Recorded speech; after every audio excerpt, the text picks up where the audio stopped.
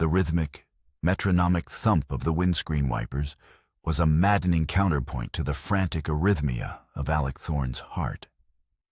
Each laborious sweep of the worn rubber blade smeared the rain across the glass, a grimy squeak of protest against the deluge that seemed determined to wash the city from the face of the earth. Through the distorted pain, Bucharest presented itself in the grip of a miserable November downpour. A vast, monochrome watercolor of weeping gray concrete and glistening, oil-slicked asphalt. Under the jaundiced, buzzing glow of the sodium streetlights, the Romanian capital looked like a city perpetually recovering from a long, debilitating illness, its bones aching in the damp, penetrating cold that seeped through the ill-fitting door seals of their diplomatic Dacia 1310. The rain wasn't the problem. The rain was a gift, a shroud of anonymity in a city of a million watchful eyes, a blanket of static that could confuse even the most sophisticated listening devices. The problem was the black ZIL 115 limousine, a monolithic slab of Soviet officialdom that had been clinging to their tail for the last 7 kilometers. Its unblinking quad headlights were twin predatory eyes in the gloom of the Dacia's rearview mirror, burning with an unwavering intensity that bespoke absolute confidence. It was too clean, too immaculately maintained for a civilian vehicle in this city of rust and institutional neglect. It moved with an unnerving, fluid patience that screamed one thing, and one thing only: securitate. Ahead of them, a converted Mercedes-Benz W123 hearse, its long black body a slash of deeper darkness against the night, navigated the slick streets with a solemnity that was entirely fabricated. Its funereal pace, normally a source of urban frustration, was for once a tactical advantage, a cloak of plausible normalcy. Inside that hearse, lying in a custom-built rosewood coffin, bearing the brass seal of the British Embassy and the stenciled words Carga Diplomatica, was Dr. Adrian Florescu. Or rather, what was left of his life in Romania? His entire past was packed into the microfilm spools hidden in a hollowed molar, and his future was a terrified hope beating in his chest. If the Q-branch boffins back in London had done their job with their usual eccentric genius, he was breathing recycled air from a miniaturized lithium hydroxide scrubber, his heart a frantic drum against his ribs, the darkness absolute and total. If they hadn't, the miniature cryogenic oxygen tank had failed, and they were carrying a genuine corpse after all. Their mission a catastrophic failure before it had even reached its climax. A tiny, almost imperceptible vibration came from the modified Omega Seamaster diver 300 meters on Thorne's wrist. It was a beautiful piece of engineering, all brushed steel and luminous markers, but its true function had nothing to do with telling time. It was a receiver, tuned to a microburst transmitter operating in the 462.5625 MHz band, a frequency chosen for its ability to penetrate dense materials over short distances without alerting standard surveillance sweeps. One haptic pulse against the pulse point of his wrist every 10 seconds. It was the signal from the biometric monitor taped to Florescu's chest. Thump, thump. A pause. Thump, thump. The faint, steady pulse of a man buried alive. It was the only thing keeping Thorne from ordering his driver to ram the ZIL and turn this quiet, tense procession into a full-blown international incident on the streets of a hostile nation. "They're not even trying to hide," muttered a voice from the front passenger seat, tight with a strain it attempted to conceal. It belonged to David Cartwright, a young, eager case officer on his first real posting out of Fort Monkton. His face, usually flushed with a graduate's unshakable confidence, was pale and drawn in the intermittent wash of passing streetlights, his knuckles white where he gripped the cracked vinyl of the dashboard. "They want us to know they're there." It's a psychological play, David, Thorne said, his voice a low rasp, gravelly from the endless supply of cheap, filterless Romanian Carpatzi cigarettes and even cheaper, gritty coffee that had fueled the last 48 hours. The acrid taste of stale smoke and anxiety coated his tongue. He never took his eyes off the mirror, watching the Zill glide through the rain like a shark through murky water. They're rattling the cage. Seeing what falls out, it's their home turf. They make the rules. They want us to panic, make a mistake, give them the pretext they need. The plan had been conceived 2 weeks prior in a sterile, windowless room deep beneath Vauxhall Cross, a place nicknamed the Orchard, that smelled of ozone from the servers, industrial-grade carpet cleaner, and filtered, recycled air. It was born from equal parts desperation and sheer, bloody-minded audacity. The Rosewood Gambit, some poet in planning had called it, a name far too elegant for the brutal, terrifying reality of what they were doing to a man. Adrian Florescu was not just any defector. He was the chief theoretical physicist for Project Dunărea, Nicolae Ceausescu's secret paranoid fantasy of a Romanian atomic bomb.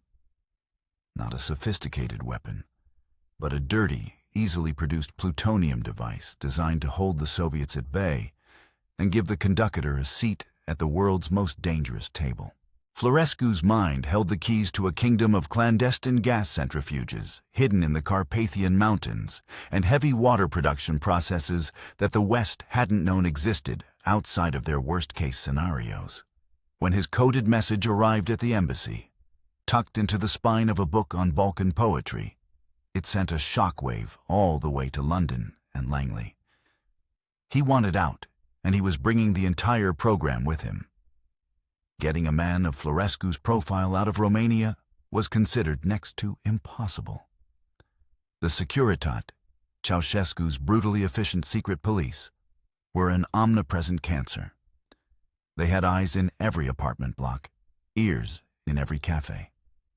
Their network of informants, the Tornatori, numbered in the hundreds of thousands, ensuring that the nation was a prison of whispers and sideways glances. A direct extraction was suicide. He couldn't walk across the border, and he couldn't fly out under his own name.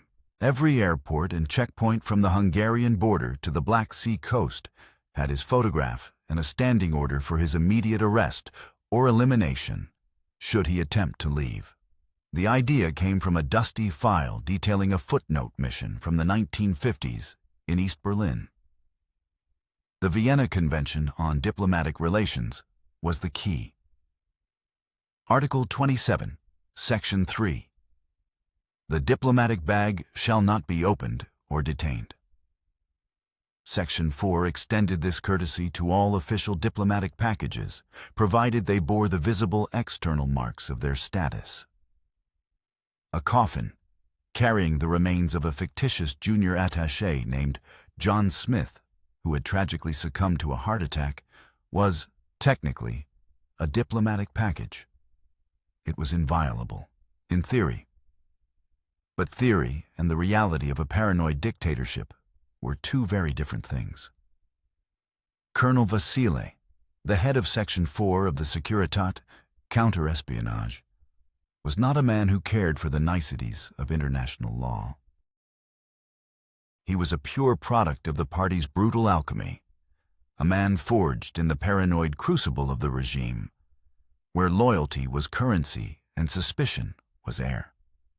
Thorne had studied Vasile's file until the grainy black and white photograph was burned into his memory. A man with cold, intelligent eyes and a thin, bloodless mouth that looked like it had never known how to smile. Vasile would not be stopped by a piece of paper. He would bend the rules, and if that didn't work, he would break them over his knee and use the jagged pieces as a weapon. The Zell behind them was Vasile's opening move. He was announcing his presence. He was saying, "I know you are here. I know what you are doing. Now let us see who blinks first." Thorne's mind raced back through the preceding 72 hours, a frantic montage of whispered conversations in rooms that smelled of damp plaster, the acrid tang of developing chemicals for the forged documents, and the constant, gnawing fear of discovery. The safe house had been a cramped, third-floor apartment overlooking a perpetually damp courtyard, redolent with the smell of boiled cabbage and the sulfurous bite of burning lignite coal. It was owned by a retired linguistics professor who owed the British a life debt from a long-forgotten war. It was there they had brought Florescu, a wraith of a man, his face etched with a terror so profound it seemed to have hollowed him out from the inside. He hadn't slept in days, convinced the rhythmic creaks of the old building were the footfalls of the Securitate on the stairs. "My family," Florescu had whispered, his hands trembling so badly they rattled the porcelain teacup Thorn had brewed for him. The tea was weak, but the cup was warm, a small anchor in his storm. "You promised me. You promised you could help my wife, my Elena, and my little Sophia. Once you are out, Adrian, once we have the intelligence, we will begin the process." Thorn had lied.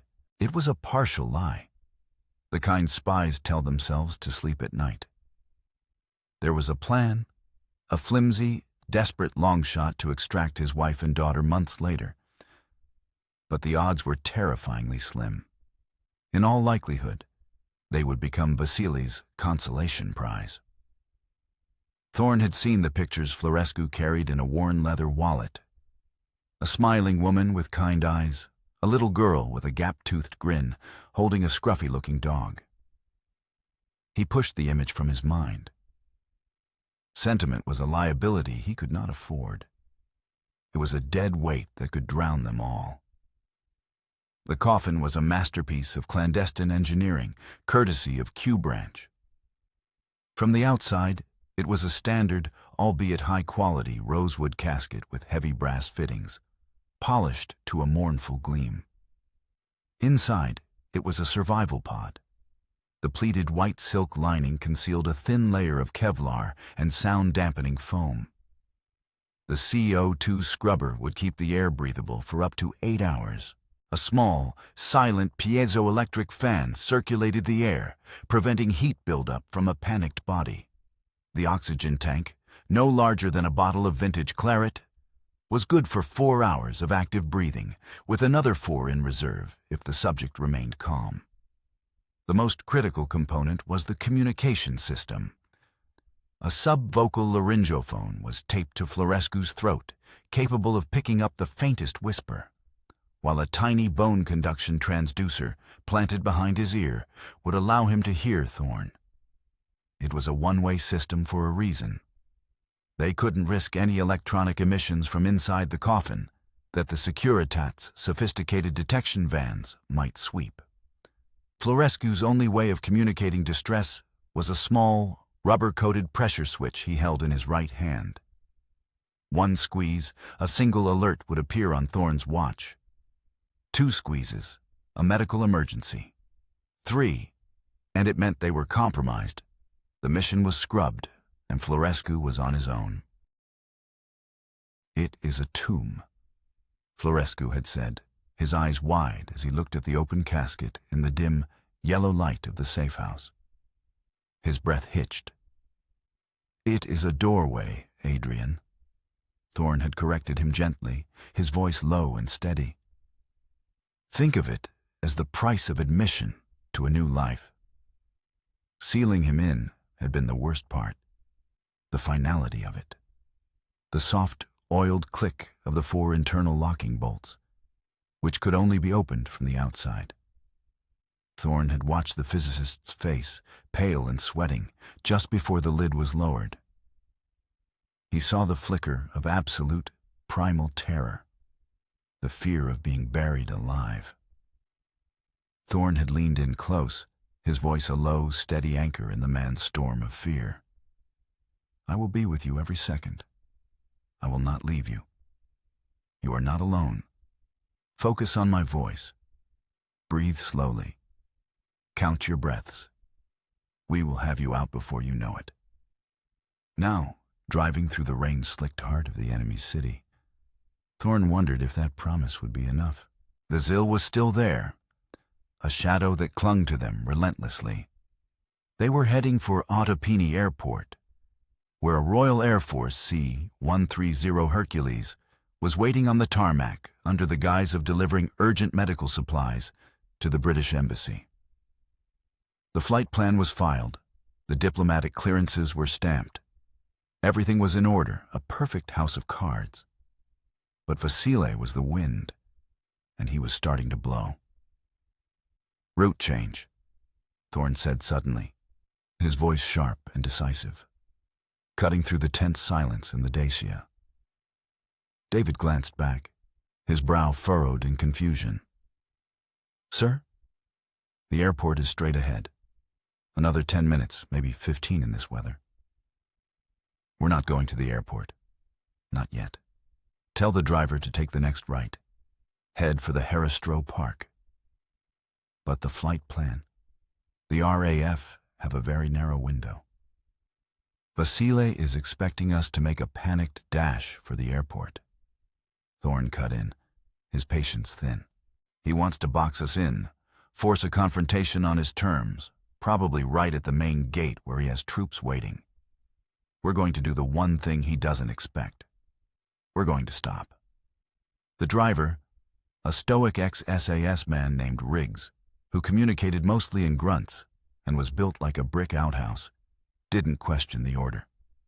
He expertly navigated the protesting Dacia onto a side street, the hearse following suit with practiced ease. The Zil, after a moment's hesitation that Thorn savored like a fine wine, followed them. Thorn felt a cold knot tighten in his stomach. They were committed. The car circled the dark, rain-swept perimeter of the vast park. The trees were skeletal fingers clawing at the bruised, swollen sky. Thorn was looking for something specific, a landmark from his initial reconnaissance of the city. He found it, a small, disused service entrance, its gate secured by a rusty chain and a padlock that looked more symbolic than functional. "Here, pull over," he commanded. Riggs brought the Dacia to a smooth halt. The hearse pulled up behind them. 50 yards back, the Zil stopped as well, its engine a low, menacing hum, its headlights cutting cones of brilliant white light through the downpour. The rain hammered on the roof of the car, a frantic drumbeat counting down the seconds of their lives. "What's the play, sir?" David asked, his voice barely a whisper. "We're going to service the package," Thorn said calmly, though his heart was pounding against his ribs like a trapped bird. He keyed the transmitter on his belt, a small device disguised as a pager. "Adrian, can you hear me? We're making a brief stop. Everything is under control. Remain calm. Conserve your air. We are with you." He received no reply, of course. He just had to trust the science, trust the man's discipline. He glanced at his Omega. The single vibration came, right on schedule. Thump, thump. Still alive. Thorn opened his door and stepped out into the deluge. The cold November rain was a physical shock, plastering his hair to his scalp and soaking through the shoulder of his loden coat in an instant. He walked with a deliberate, unhurried pace towards the hearse, his right hand casually inside his coat, resting on the cold, checkered walnut grip of his Walther PPK/S 7.65 millimeters.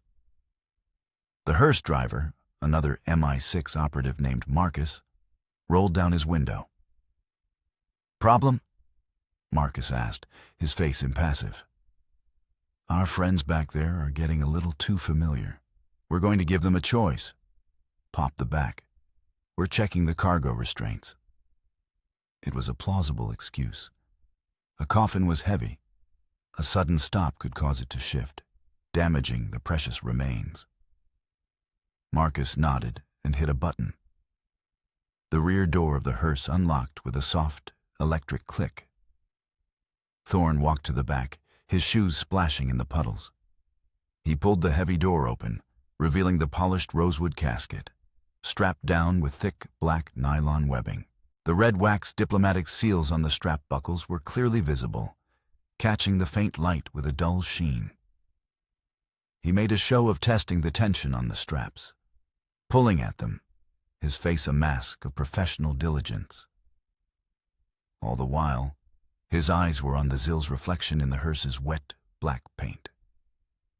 He could see two figures in the front seat, silhouettes against the dim interior light. They were watching, waiting. This was the pivot point. Vasily could order his men to storm the vehicles. Protocol be damned. It would be an ugly, violent affair on a deserted street, a diplomatic nightmare that would end in a firefight and failure. Or he could hold back, constrained by the thin veneer of international law, unwilling to create an incident without definitive proof. Thorn was betting on the latter. He was betting that Vasily, for all his ruthlessness, was a creature of the state, a bureaucrat of violence who needed a pretext, a justification. Opening a diplomatic coffin without cause was a line even he might not cross. At least, not yet. Thorn gave a final, firm tug on a strap and nodded to himself, as if satisfied. He slammed the hearse door shut. The sound was like a gunshot, and the rain-swept quiet. He turned and walked back towards the dossier, his gaze locking onto the Zill. He gave the unseen occupants a small, almost imperceptible nod, an acknowledgement of their shared, silent dance. Then he got back in the car, bringing the smell of wet wool and cold rain with him. "Drive," he told Riggs. "Take the long way to the airport. Let's see if they follow." As they pulled away, the Zill remained stationary for a long, heart-stopping moment. Thorn watched it in the mirror, his breath held tight in his chest. Then, slowly, its headlights cut back on, and it began to move, falling into position behind them once more. But this time, it kept a greater distance. A small victory. "You bought us some time," David said, a hint of awe in his voice. "I just muddied the water." Thorn corrected him, made him second-guess himself. He knows we're not scared, but he also knows that we know he's there. The game has changed. It's no longer about stealth, it's about nerve. The drive to Ottapini became a masterclass in counter-surveillance and psychological warfare. Riggs drove with infuriating precision, never breaking the speed limit, signaling every turn. They meandered through drab industrial parks and monolithic residential suburbs, dragging out the journey, forcing the Securitite to expose more of their assets. Soon, the single Zill was joined by an unmarked, beige Lada 1500 with a mismatched fender, which took over the tail for a few kilometers before peeling off, replaced by a nondescript blue TV-12F panel van that belched diesel smoke. Vasily was showing his hand, revealing the depth of his surveillance network. It was a show of force, meant to intimidate. Thorn, however, was using it to his advantage. With David logging every vehicle, every license plate, every turn on a small notepad using a simple substitution cipher, they were mapping Vasily's operational grid in real time. This was valuable intelligence, a silver lining to their dark, oppressive cloud. Inside the coffin, Adrian Florescu was fighting a war of his own. The darkness was absolute, a physical pressure against his eyeballs. The silence was broken only by the low hum of the air circulation fan and the ghastly, amplified sound of his own ragged breathing. The air tasted metallic and stale. He was drenched in sweat, the silk lining clinging to his skin like a clammy shroud. Claustrophobia was a living entity, a heavy weight pressing down on his chest, squeezing the air from his lungs. He focused on Thorn's last words. "We are with you." He repeated them like a mantra, his lips moving silently in the suffocating dark. He thought of his daughter Sophia's laugh, the scent of his wife's hair when she read in bed. These were the things he was doing this for. He clutched the panic switch, his knuckles white, his thumb hovering over the rubber button. Every jolt of the hearse, every change in speed, was a fresh wave of terror. The sudden stop had been the worst. He had heard the car doors, the rain, the muffled sound of a man's voice. They are caught, he thought, his heart hammering. This is it. This box is to be my tomb after all. He almost pressed the switch, almost gave in to the screaming panic. But then he heard Thorne's voice through the bone conduction unit, calm and controlled, and the hearse began to move again. He held on, fighting back the black tide of fear, one breath at a time. Thorne glanced at his watch. The 10-second vibration was still steady. Thump, thump, thump, thump. But for how much longer? The human mind could only take so much. The Rosewood Gambit wasn't just a logistical challenge. It was an obscene test of one man's sanity. They finally reached the perimeter of Ottopeni Airport. The C-130 was visible in the distance, a hulking gray shape on the rain-slicked tarmac, its anti-collision lights blinking a soft, promising red. The final hurdle was the main security checkpoint, a concrete chicane manned by armed soldiers of the Romanian army, supplemented, Thorne knew, by a cadre of plain-clothed Securitat officers. The Zil and the Lada were still behind them, like patient wolves. As the hearse approached the checkpoint, the lead guard, a grim-faced sergeant with a thick mustache, held up a hand, stopping them. This was it. The endgame. The sergeant walked to the driver's window of the hearse, his Kalashnikov held loosely across his chest. He was joined by a man in a poorly fitting gray suit, whose ambition was far greater than his tailor's budget. Securitate. Thorne's hand instinctively went to his own weapon. Papers, the man in the suit demanded, his voice flat and devoid of emotion. Marcus, the hearse driver, passed over a folder thick with documents.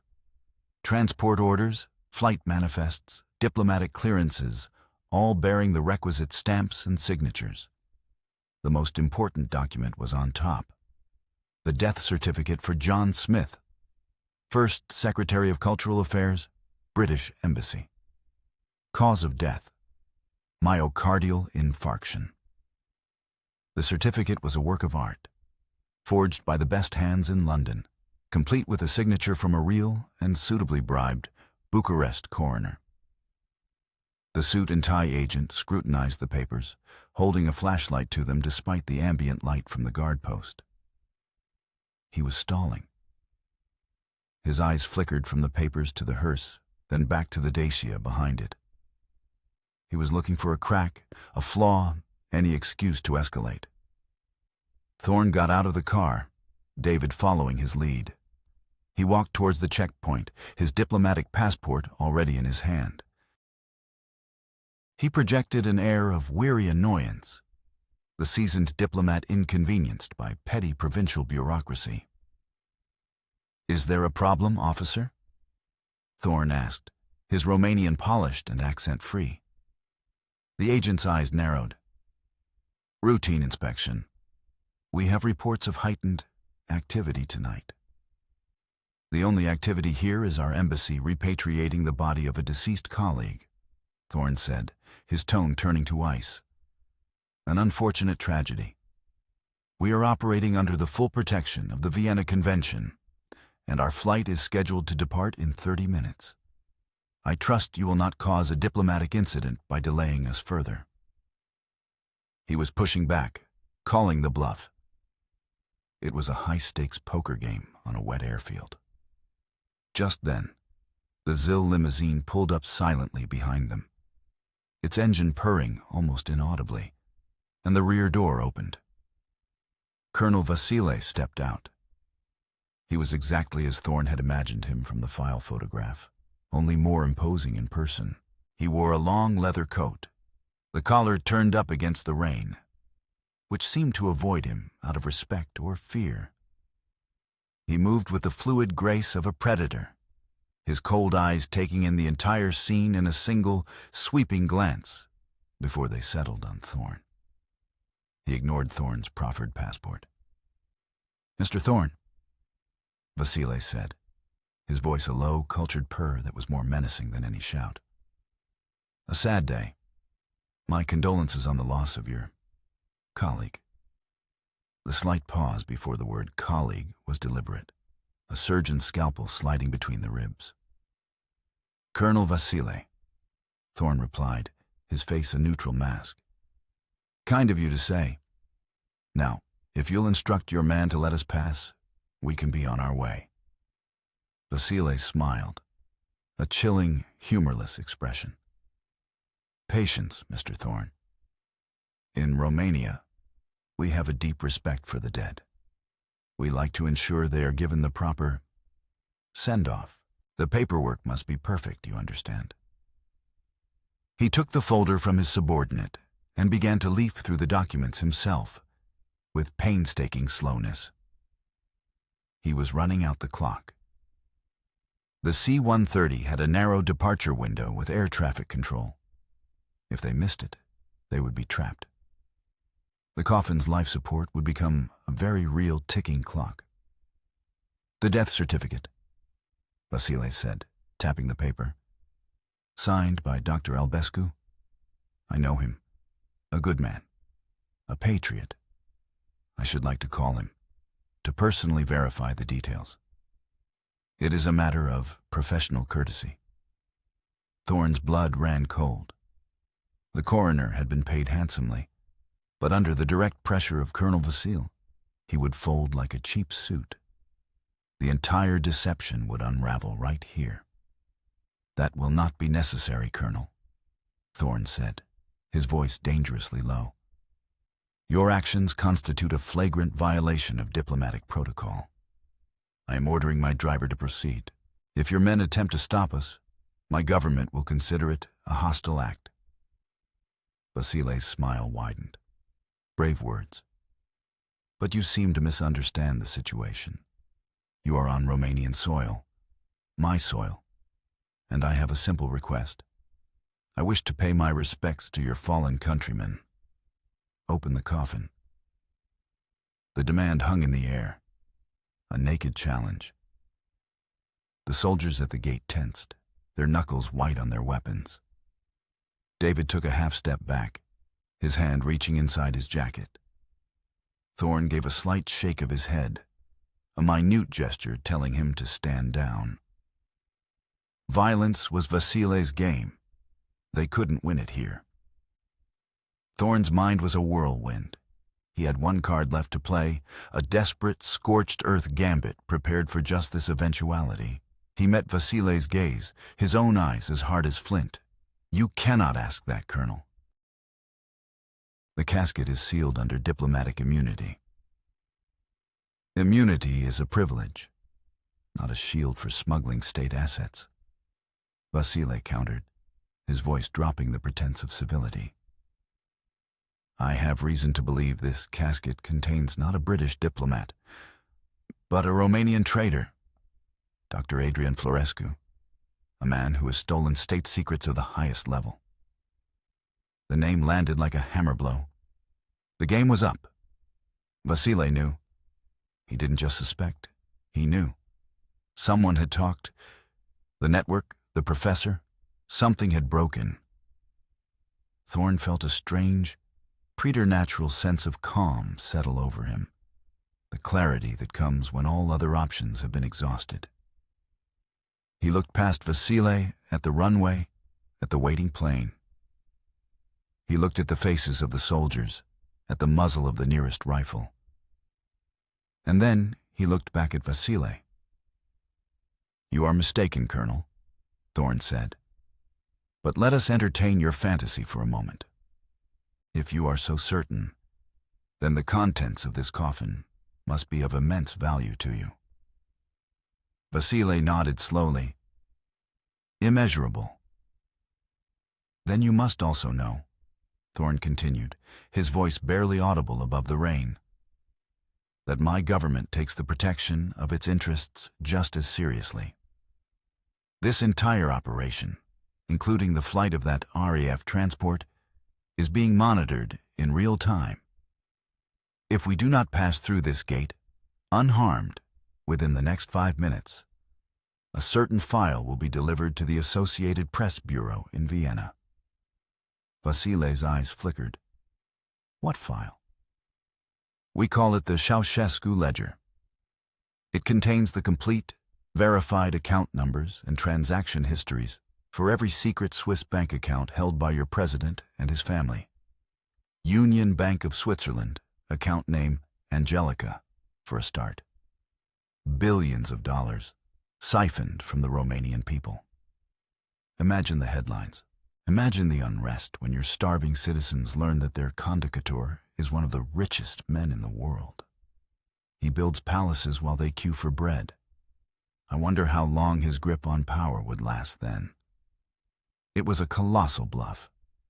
The intelligence was real, gathered over years by MI6 and the CIA. But Thorn had no way of triggering its release from a rainy airfield in Bucharest. Vasily, however, didn't know that. Thorn was gambling his life, and Florescu's on the colonel's paranoia and his instinct for self-preservation. Threatening Vasilei's life was one thing. Threatening the stability of the entire regime was another. Vasily was a patriot, but above all, he was a survivor. The colonel stared at Thorn, his face a stone mask, but Thorn could see the frantic calculations behind his eyes. He was weighing the value of one physicist against the potential for a nationwide uprising. He was weighing his career, his life, against Thorn's word. Seconds stretched into an eternity. The rain continued its relentless assault. The C-130's 4 Allison T-56 turboprop engines began to whine as the pilots started their pre-flight checks, a signal that their window was closing. Thorn's watch vibrated. Thump, thump. Florescu was still with them. Finally, Vasily gave a slight, almost imperceptible nod. He stepped back from the hearse. He turned to the man in the suit. Their papers are in order. Let them pass. He then turned and walked back to his Zill without another word. A man who had been outmaneuvered and knew it. He did not look back. The barrier lifted. Go, Thorn hissed into his radio. Go now. The hearse and the Dacia surged forward, accelerating down the service road towards the waiting aircraft. The ramp of the C-130 was already lowering to meet them. They drove straight up into the cavernous hold, the air smelling of jet fuel and hydraulic fluid. As soon as the wheels were on the deck, the ramp began to rise, sealing them inside. The heavy locks engaged with a resounding boom, shutting out the rain and the sight of Romania for the last time. The interior of the plane was lit by dim red combat lights. A team of SAS troopers, clad in black, moved in, securing the vehicles with heavy chains. Thorn stumbled out of the Dacia, his legs weak with adrenaline and relief. He rushed to the back of the hearse. Get it open, now! 2 of the troopers used a high-torque drill to remove the special security bolts hidden beneath the brass fittings. With a final groan of metal, the lid was lifted. Adrian Florescu lay inside, his eyes wide and staring, his face slick with sweat and tears. He was hyperventilating, his chest heaving, his hands clawing weakly at the silk lining. For a moment, Thorn thought they had been too late, that his mind had snapped in the final, terrifying minutes. But then Florescu blinked, his gaze focusing on Thorn's face, and a single, ragged sob escaped his lips. He was alive. They had done it, as medics helped the trembling physicist out of the coffin. Thorn leaned against the cold metal wall of the fuselage, the engines roaring to life beneath his feet. He felt the heavy lurch as the plane began to taxi down the runway, then the exhilarating, stomach-dropping surge of takeoff. He closed his eyes, every muscle in his body screaming with exhaustion. The debriefing at a secure facility in London was a quiet, sterile affair. Florescu's intelligence was even better than they had hoped. The microfilm contained detailed schematics, production schedules, and the locations of secret enrichment facilities hidden in plain sight. Project Dunarea was effectively neutralized overnight. It was a major victory, a triumph of audacity and nerve. Promotions were mentioned, medals were polished. Thorne was quietly lauded as a man who could hold his nerve when the chips were down. He endured the handshakes and the muted congratulations, the dislocation of being in a safe, quiet world of tea and paperwork after the raw fear of Bucharest. A week later, a new file landed on his desk. It was a single-page intelligence report from the Bucharest station, marked with the crimson stamp of eyes only. He opened it. The quiet satisfaction of his victory turned to ash in his mouth. Colonel Vasile, robbed of his primary target, had exacted his revenge. He hadn't been able to touch Thorne or the embassy, so he had gone after the weakest links in the chain. The report detailed the arrest of the retired linguistics professor who had provided the safe house. It spoke of his interrogation at the hands of Section 4. It ended with a single, brutal sentence.